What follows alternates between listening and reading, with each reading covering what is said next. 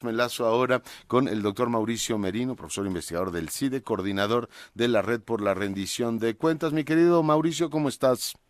¿Cómo estás, querido amigo? Pues yo contento de escucharte y de entrar en contacto con tu auditorio. Y yo que estés en enfoque. Cuéntanos, sigue la actividad de la red. Veo que tienen un par de cuadernos, ¿no? Nuevos. Uno tiene que ver con la Auditoría Superior de la Federación y el otro es de Roldán Chopa, ¿no? Cuéntanos. Sí, pues mira, esta es una serie que ha venido publicando la Red por la Rendición de Cuentas y el CIDE alberga a la red y en efecto, pues sistemáticamente se producen estos documentos cuya intención es explicar y divulgar en torno a la cultura de la rendición de cuentas. Todos los cuadernos están disponibles en la página de la red, Leonardo, están en www.rendiciondecuentas.org.mx. Y en efecto hay dos que han salido recientemente, uno escrito por José Roldán Chopa, profesor del CIDE, que está dedicado a la responsabilidad por omisión. Lo explico en 2 segundos.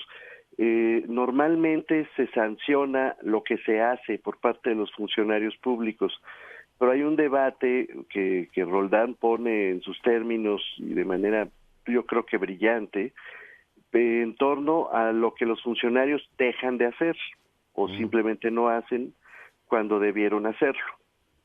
Este otro punto, la responsabilidad por omisión, es algo que pues prácticamente no está en nuestra cultura de responsabilidades públicas, porque insisto, pues estamos tan llenos de corrupción, tan metidos en ese fango, que pues perseguimos a los corruptos y con frecuencia a los más corruptos una vez que ya cometieron esos actos, O cuando sea, ya lo perseguimos a hicieron, los pecadores de acción, no los de omisión.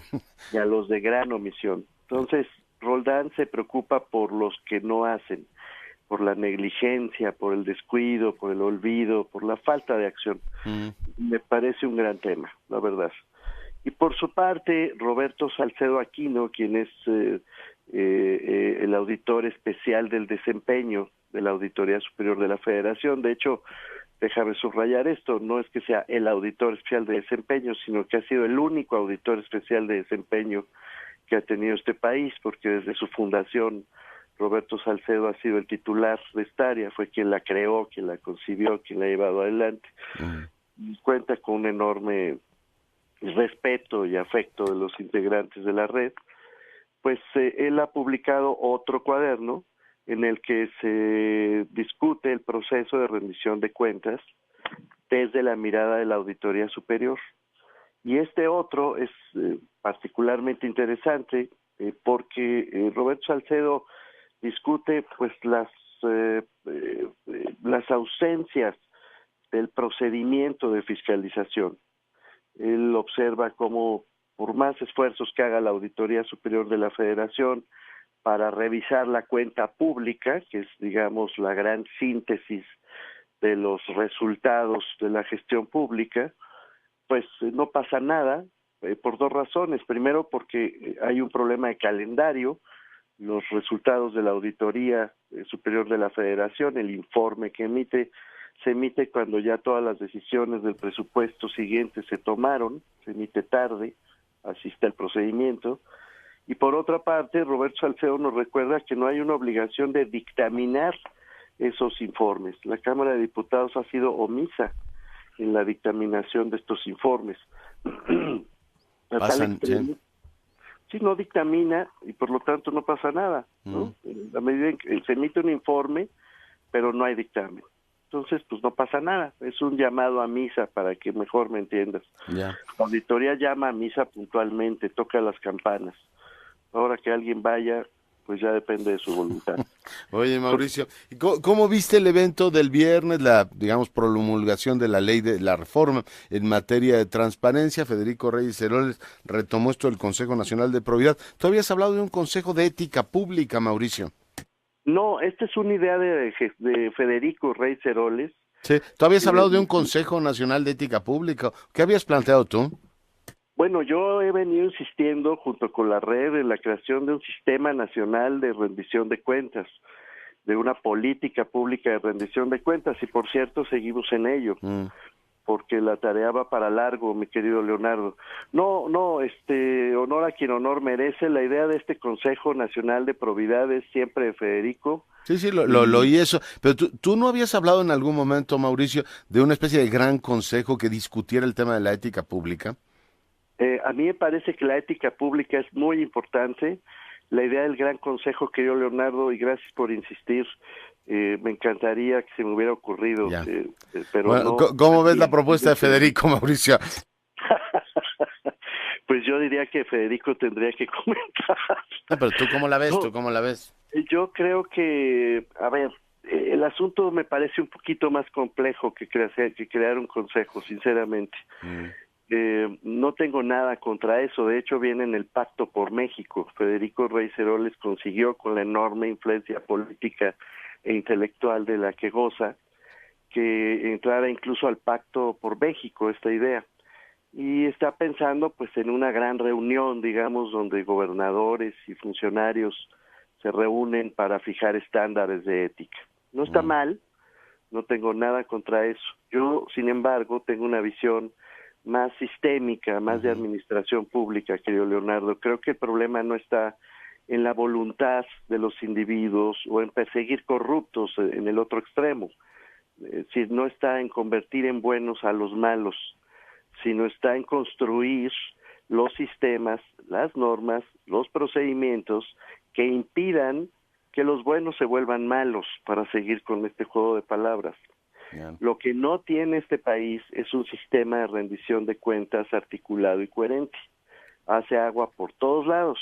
Y la Y dispersión entonces ayuda muy poco, ¿no?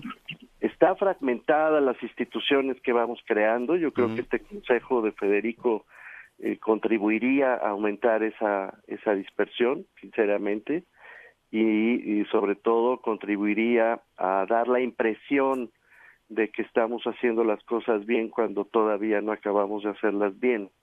Estos grandes consejos son muy mediáticos, ganan prensa, ganan nota, tan la ganan que estamos hablando de ella.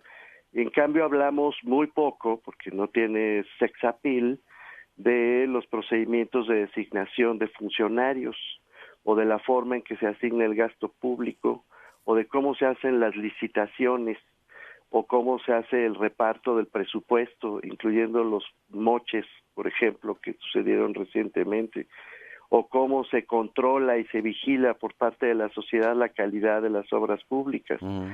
Todas estas partes, como verás, son aburridas, técnicas, pero son las que importan a la hora buena en los países que han logrado controlar el fenómeno de la corrupción, no los figurones, no los grandes consejos, no los grandes titulares de prensa que acaban, pues eso, llevándose la nota, pero no resuelven el problema de fondo. Habría que pensar en el sistema completo. La reforma tal como quedó, bueno, recordamos toda la peripecia legislativa que tuvo, los intentos por quitarle algunos dientes. Finalmente, ¿qué balance tienes de la misma, Mauricio?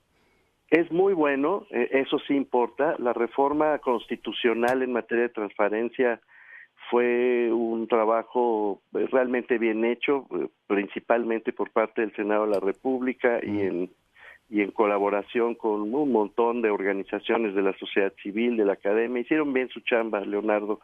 No siempre lo hacen, cuando lo hacen hay que reconocerlo y decirlo, porque es poco frecuente. En este caso lo hicieron muy bien.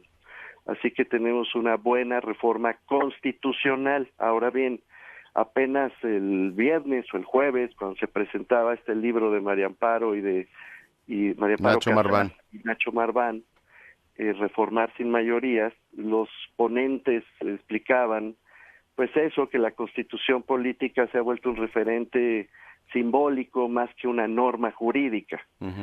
La verdadera aplicación de la Constitución, qué paradoja, está en las leyes secundarias. Y es esta, la ley secundaria, la Ley General de Transparencia, lo que todavía no vemos. Es decir, tras la reforma constitucional vienen dos decisiones clave. Primero, hacer las legislaciones secundarias que se desprenden de ella. Son tres, Leonardo. La Ley General de Transparencia, la Ley General de Archivos y la Ley de Datos Personales. en manos de particulares. De manera que hay que ver la letra chiquita, porque es a través de estas leyes como se expresará en términos reales si la transparencia finalmente avanza o no. Hoy tenemos una magnífica declaración, por así decir, constitucional, y la estamos celebrando, pero hay que convertirla en ley. Y la segunda es quienes van a integrar el Instituto Federal de Acceso a la Información Pública, el IFAI, que gracias a esta reforma constitucional ha ganado autonomía, ha ganado nuevas atribuciones, no me entretengo demasiado en ello, realmente da un salto hacia arriba. El IFAI se vuelve una autoridad nacional de un enorme peso político, estará integrado por 7 individuos, y la pregunta es quiénes van a ser esas personas. Si el Senado de la República, para no variar, va a nombrar a sus cuates, a sus cercanos partidarios, o si el Senado de la República va a estar a la altura de la reforma y va a producir un procedimiento razonable, inteligente, público, transparente, para honrar a la transparencia, que lleve a esas sillas a quienes realmente conozcan del tema y no solo conozcan del lobby y del trago con el político de turno. Pues esperamos entonces 3 leyes importantes, digamos 3 secundarias, decías transparencia, datos personales y archivos. Y bueno, pues ver los nombramientos para ver hasta dónde llega precisamente esta reforma. Mauricio, te agradezco mucho el enlace y te mando un abrazo. Por el contrario, Leonardo, un abrazote a ti y a tu auditorio. El coordinador de la Red Nacional por la Rendición de Cuentas, profesor investigador del CIDE, los 2 cuadernos con los que iniciamos la conversación están ya disponibles en la página de internet de la red, los puede usted descargar, los 2 temas son